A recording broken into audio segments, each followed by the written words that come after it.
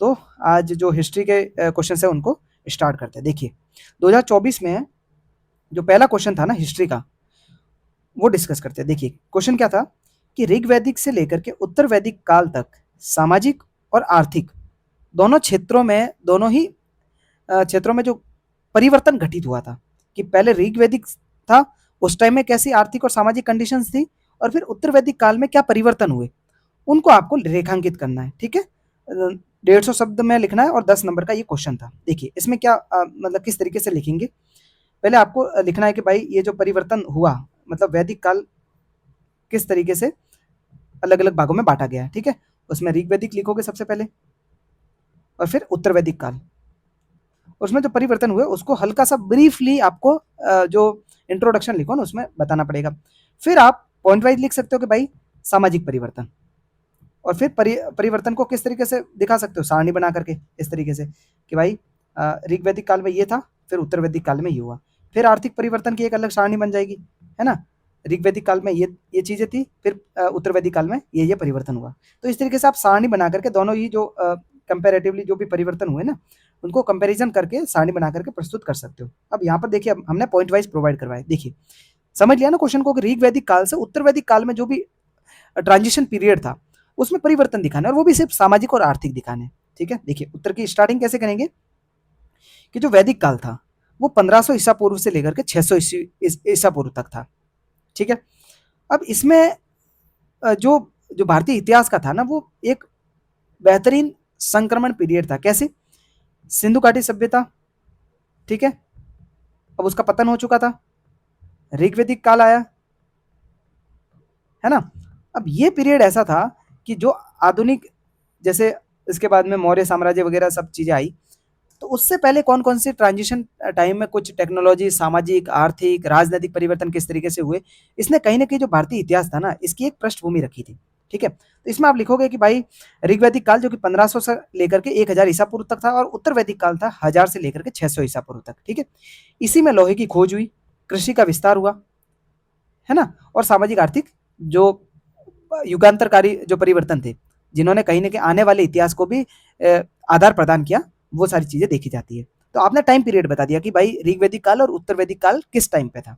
ठीक है, अब मेन बॉडी में आप क्या लिखोगे, सामाजिक और आर्थिक परिवर्तन लिखने, तो आप लिखोगे सामाजिक परिवर्तन सबसे पहले, हेडिंग डाल दी सामाजिक परिवर्तन। अब सामाजिक परिवर्तन में ही सबसे पहले आप वर्ण व्यवस्था पर लिख लोगे कि भाई समाज में जो वर्ण व्यवस्था बनी हुई थी उसमें ऋग्वैदिक से लेकर के उत्तर वैदिक काल में क्या परिवर्तन हुए। तो देखेंगे पहले क्या था, ऋग्वैदिक काल में कर्म आधारित व्यवस्था थी, या फिर लचीली थी, मतलब इतना ज्यादा रिजिड समाज नहीं था, रिजिड नहीं था। मतलब अगर वर्ण व्यवस्था पर जो व्यवस्था बनी हुई थी ना, वो भी कर्म पर आधारित थी, मतलब आप ब्राह्मण आपके कर्म से बनोगे, ठीक है, आप क्षत्रिय आपके कर्म से बनोगे। जाति व्यवस्था जैसा कोई ज्यादा कंसेप्ट था नहीं, कि आप मान लीजिए किसी भी जाति वर्ग से थे उस टाइम, लेकिन आप अगर लड़ रहे हो सेना में तो आप एक क्षत्रिय हो। ठीक है ना, तो कर्म पर आधारित वर्ण व्यवस्था थी ऋग्वैदिक काल में, है ना। और ये ऋग्वेद के 9वें जो मंडल है ना उसमें भी लिखा गया, आपने देखिए साथ में एग्जाम्पल भी ऐड कर लिया कि जो वर्ण व्यवस्था जो कर्म आधार पर थी वो ऋग्वेद के 9वें मंडल के अनुसार जो परिवार के व्यवसाय थे ना वो निश्चित होते थे। ठीक है, तो आपने एग्जाम्पल भी लिख दिया कि ऋग्वेद के 9वें मंडल के अनुसार कर्म आधारित वर्ण व्यवस्था थी। दूसरा, इसके विपरीत उत्तर वैदिक काल में आते आते वर्ण व्यवस्था लगभग पूरा जन्म आधार पे हो गई। मतलब आपको भले ही शिक्षा में आप बहुत पारंगत हो, लेकिन अगर आपने शूद्र या फिर वैश्य समुदाय में आपने अगर जन्म लिया, ठीक है, तो आप उसी जाति के अंतर्गत रहोगे। ठीक है, आप भले ही आपके ज्ञान के अनुसार आप ब्राह्मण बन सकते थे, जैसा कि पहले कर्म आधारित था, लेकिन जैसे ही उत्तर वैदिक काल में आए आपकी वर्ण व्यवस्था पूर्णतः जन्म आधारित होगी और रूढ़िवादी होगी, ज्यादा रिजिड होगी। ठीक है, इसमें समाज स्पष्ट रूप से 4 वर्णों में विभाजित हो गया था, जिसमें ब्राह्मण, क्षत्रिय, वैश्य और शूद्र। ठीक है, तो आपने वर्ण व्यवस्था पर दोनों में जो परिवर्तन हुआ वो दिखा दिया। ठीक है, सामाजिक क्षेत्र में पहला पॉइंट। दूसरा, महिलाओं की स्थिति में कैसे परिवर्तन हुआ, क्योंकि समाज में महिला समाज का एक अभिन्न अंग होता है। तो ऋग्वैदिक काल में महिलाओं को उच्च स्थान प्राप्त थे, जिसमें उपनयन जो संस्कार होता था, ठीक है, सभा और जो समितियां होती थी, जो राजनीतिक भागीदारी जो होती थी, वो महिलाओं की बहुत ज्यादा उच्च होती थी। लेकिन जैसे ही उत्तर वैदिक काल आया, महिलाओं की स्थिति में भारी गिरावट आई। ठीक है, उनके राजनीतिक जितने भी अधिकार थे, सभा समितियों में जो पार्टिसिपेशन के जो अधिकार थे, वो लगभग पूरी तरीके से उन्होंने छीन लिए। ठीक है, ऐत्रेय ब्राह्मण्य जो लिखा हुआ ना, उसमें पुत्री को कृपण यानी कि दुखों का कारण माना गया। आपने इसको एग्जाम्पल में लिख दिया कि उदाहरण के लिए ऐत्रेय ब्राह्मण के द्वारा ऐत्रेय ब्राह्मण्य में महिलाओं को दुख का कारण बताया या फिर पुत्री को दुख का कारण बता दिया। तो आपने एग्जाम्पल के साथ में ये बता दिया कि किस तरीके से महिलाओं की स्थिति में गिरावट आई। ठीक है, अब और भी कुछ एग्जाम्पल ऐड हो सकते थे इसमें। क्या क्या? जैसे देखिए, ऋग्वैदिक काल में अपाला, घोषा, लोपमुद्रा जैसी जो विदुषी महिलाएं थी, ठीक है, जो सभा समितियों में पार्टिसिपेट करती थी, सभा समिति और जो वाद विवाद होते थे ना, वाद विवाद, उनमें पार्टिसिपेशन रहता था, उनमें उनकी भागीदारी रहती थी। लेकिन उत्तर वैदिक काल में आते आते ग्रागी गार्गी जो याज्ञवल्क्य जो संवाद था ना, वो मात्र एकमात्र ऐसा एग्जाम्पल दिखता है जहां पर महिलाओं को अ, मतलब ये बोलने की आजादी थी। उसके अलावा कोई भी आपको एग्जाम्पल नहीं दिखेगा। लेकिन ऋग्वैदिक काल में ऐसी बहुत सारी महिलाएं थी जो कि राजनीतिक रूप से आपकी भागीदारी अपनी निभाते थे। ठीक है, तो ये सीमित हो गए थे उत्तर वैदिक काल तक आते आते, और सामाजिक प्रतिबंध ज्यादा बढ़ गए थे। ठीक है, ये एग्जाम्पल आपने बता दिया। ओके, सामाजिक व्यवस्था में 2 पॉइंट आपके क्लियर हो गए, अच्छे से क्लियर हो गए। इसके आपको वैल्यू एडिशन के नोट्स भी बना सकते हो आप कि सामाजिक परिवर्तन किस तरीके से हुए, आर्थिक परिवर्तन किस तरीके से हुए। ठीक है, ओके। गोत्र और आश्रम व्यवस्था जो थी ना, उसमें क्या परिवर्तन हुआ? देखिए, उत्तर वैदिक काल में गोत्र संस्था का उदय हुआ कि भाई एक तो जाति होती थी, जाति में भी आपकी गोत्र बनना शुरू होगी। गोत्र क्या होता था कि मान लीजिए आपके जो पूर्वज थे ना, उनकी गाय होती थी ना, वो एक ही खूंटे पर बत्ती थी। ये मान लीजिए खूंटा है, ठीक है, आपकी गाय मान लीजिए शुरू में सब एक एक दंपति रही होगी। मान लीजिए उस दंपति की जो गाय जिस खूंटे पर बत्ती थी ना, उसके बाद में उनके जो भी परिवार आगे बढ़े, तो आपकी गोत्र उसी दंपति से आगे बढ़ी हुई है। मतलब आपके पूर्वजों की एक ही गाय हुआ करती थी, जहां पर जिस खूंटे पर वो बांधते थे ना, उसी को गोत्र कहते थे। मतलब उस खूंटे पर उस गाय आधारित गोत्र व्यवस्था को आगे बढ़ाया गया। ठीक है, तो बाद में जो समाज में जो जीवन सुनिश्चित करने के लिए कहीं ना कहीं 4 आश्रम भी मतलब डेवलप हुए, जैसे ब्रह्मचर्य, गृहस्थ आश्रम, वानप्रस्थ आश्रम और संन्यास आश्रम। तो ये भी कहीं ना कहीं उत्तर वैदिक काल की एक बड़ी डेवलपमेंट्स थी कि जाति व्यवस्था के साथ साथ गोत्र व्यवस्था और जो आश्रम व्यवस्था थी उसका उदय हुआ। तो देखिए, सामाजिक सामाजिक जो परिवर्तन था ना, इसमें आपने वर्ण व्यवस्था का स्वरूप बदलते हुए देख लिया, महिलाओं की स्थिति में बदलाव देख लिया, गोत्र व्यवस्था में बदलाव देख लिया, और साथ ही साथ आपने एग्जाम्पल भी देख लिए कि यहाँ पर क्या क्या ऐड हो सकता था। ठीक है, सामाजिक व्यवस्था वाला पोर्शन आपका हो गया क्लियर। ओके, अब देखते हैं अपन आर्थिक व्यवस्था में क्या परिवर्तन हुए ऋग वैदिक से लेकर के ऋग वैदिक से लेकर के उत्तर वैदिक, सामाजिक और पढ़ लिया आर्थिक। आर्थिक जो परिवर्तन हुआ उनको देखते हैं। आर्थिक क्षेत्र में परिवर्तन देखिए, अर्थव्यवस्था का मुख्य आधार क्या था?